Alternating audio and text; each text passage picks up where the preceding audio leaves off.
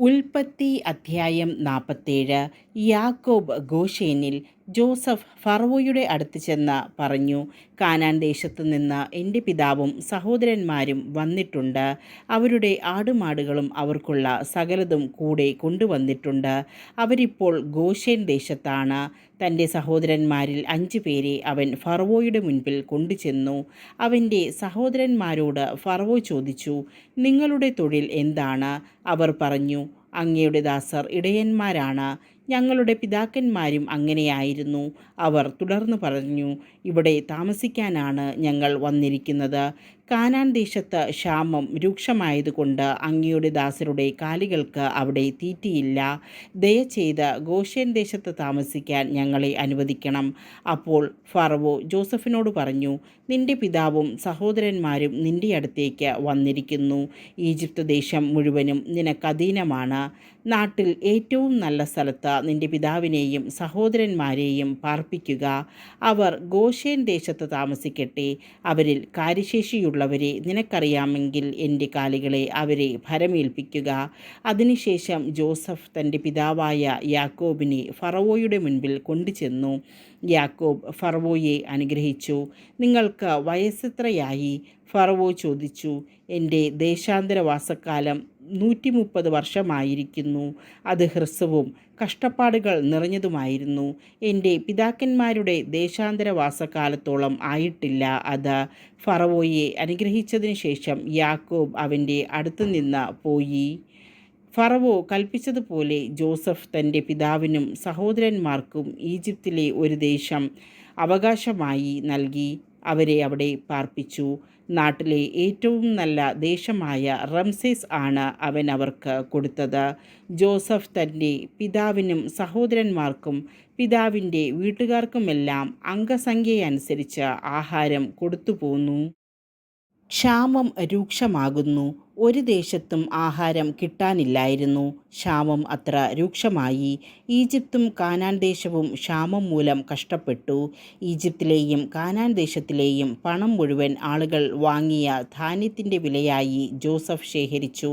അത് ഫറവോയുടെ ഭവനത്തിലെത്തിച്ചു. ഈജിപ്തിലും കാനാനിലുമുള്ള പണമൊക്കെയും തീർന്നപ്പോൾ ഈജിപ്തുകാർ ജോസഫിൻ്റെ അടുത്ത് വന്നു പറഞ്ഞു, ഞങ്ങൾക്ക് ആഹാരം തരിക. അങ്ങയുടെ മുൻപിൽ കിടന്ന ഞങ്ങൾ മരിക്കാൻ ഇടയാക്കരുത്. ഞങ്ങളുടെ പണമെല്ലാം തീർന്നുപോയി. ജോസഫ് പറഞ്ഞു, പണം തീർന്നെങ്കിൽ കന്നുകാലികളെ തരിക. കാലികൾക്ക് പകരമായി ഞാൻ ആഹാരം തരാം. തങ്ങളുടെ കന്നുകാലികളെ അവർ ജോസഫിൻ്റെ അടുത്ത് കൊണ്ടുവന്നു. കുതിരകൾക്കും ആടുമാടുകൾക്കും കഴുതകൾക്കും പകരമായി അവൻ അവർക്ക് ആഹാരം കൊടുത്തു. അവൻ അവരുടെ കന്നുകാലികൾക്കെല്ലാം പകരമായി അവർക്ക് 1 വർഷത്തേക്ക് ആഹാരം നൽകി. അടുത്ത വർഷം അവർ ജോസഫിൻ്റെ അടുത്ത് ചെന്ന് പറഞ്ഞു, പണം തീർന്ന കാര്യം യജമാനനിൽ നിന്ന് ഞങ്ങൾ ഒളിച്ചു വയ്ക്കുന്നില്ല. ഞങ്ങളുടെ കന്നുകാലികളും അങ്ങയുടേതായി. ഞങ്ങളുടെ ദേഹവും നിലവുമല്ലാതെ ഞങ്ങൾക്കിനി ഒന്നും ബാക്കിയില്ലെന്ന് അങ്ങേക്ക് കാണാമല്ലോ. ഞങ്ങളും ഞങ്ങളുടെ നിലവും അങ്ങയുടെ കൺമുൻപിൽ നശിക്കാതിരിക്കാൻ ഞങ്ങളെയും നിലത്തെയും വാങ്ങി പകരം ഞങ്ങൾക്ക് ആഹാരം തരിക. ഞങ്ങളും നിലവും ഫറവോയ്ക്ക് അടിമകളായിരുന്നു കൊള്ളാം.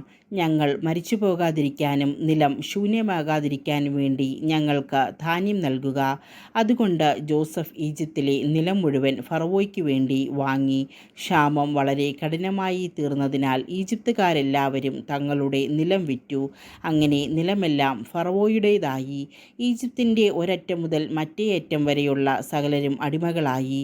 പുരോഹിതന്മാരുടെ നിലം മാത്രം അവൻ വാങ്ങിയില്ല. പുരോഹിതന്മാർക്ക് ഉപജീവനത്തിനായി ഫറവോ ഒരു വിഹിതം നിശ്ചയിച്ചിട്ടുണ്ടായിരുന്നു. അതിനാൽ അവർ തങ്ങളുടെ നിലം വിറ്റില്ല.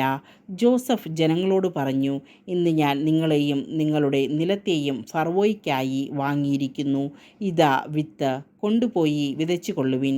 കൊയ്യുമ്പോൾ 1/5 ഫറവോയ്ക്ക് കൊടുക്കണം. 4 നിങ്ങളുടേതായിരിക്കും. വിത്തിനായും നിങ്ങൾക്കും വീട്ടുകാർക്കും കുഞ്ഞുങ്ങൾക്കുമുള്ള ആഹാരത്തിനായും അതെടുത്തു കൊള്ളുക. അവർ പറഞ്ഞു, അങ്ങ് ഞങ്ങളുടെ ജീവൻ രക്ഷിച്ചു. യജമാനന് ഞങ്ങളിൽ കൃപയുണ്ടാകണം. ഞങ്ങൾ ഫറവോയുടെ അടിമകളായിരുന്നു കൊള്ളാം. അങ്ങനെ ജോസഫ് ഈജിപ്തിലെ നിലത്തെ സംബന്ധിച്ച് 1/5 ഫറവോയ്ക്ക് എന്നൊരു നിയമമുണ്ടാക്കി. അത് ഇന്നും നിലനിൽക്കുന്നു. പുരോഹിതന്മാരുടെ നിലം മാത്രം ഫറവോയുടേതായില്ല. യാക്കോബിൻ്റെ അന്ത്യാഭിലാഷം. ഇസ്രായേൽ ഈജിപ്തിലെ ഗോഷേൻ ദേശത്ത് പാർത്തു. അവർക്ക് അവിടെ ധാരാളം സ്വത്തുണ്ടായി. അവർ സന്താന സമൃദ്ധിയുള്ളവരായി പെരുകി. യാക്കോബ് ഈജിപ്തിൽ 17 വർഷം ജീവിച്ചു. യാക്കോബിൻ്റെ ആയുഷ്കാലം 147 വർഷമായിരുന്നു. മരണസമയമടുത്തപ്പോൾ ഇസ്രായേൽ ജോസഫിനെ വിളിച്ചു പറഞ്ഞു, നിനക്ക് എന്നിൽ പ്രീതിയുണ്ടെങ്കിൽ എന്നോട് വിശ്വസ്തമായും സത്യസന്ധമായും പ്രവർത്തിക്കാമെന്ന് എൻ്റെ തുടയ്ക്ക് കീഴെ കൈവച്ച് സത്യം ചെയ്യുക. എന്നെ ഈജിപ്തിൽ സംസ്കരിക്കരുത്. എനിക്ക് എൻ്റെ പിതാക്കന്മാരോടൊപ്പം വിശ്രമിക്കുന്നതിന് എന്നെ ഈജിപ്തിൽ നിന്ന് കൊണ്ടുപോയി അവരുടെ ശ്മശാനത്തിൽ അടക്കുക. ജോസഫ് സമ്മതിച്ചു. അങ്ങ് പറഞ്ഞതുപോലെ ഞാൻ ചെയ്യാം. എന്നോട് സത്യം ചെയ്യുക, അവൻ ആവശ്യപ്പെട്ടു.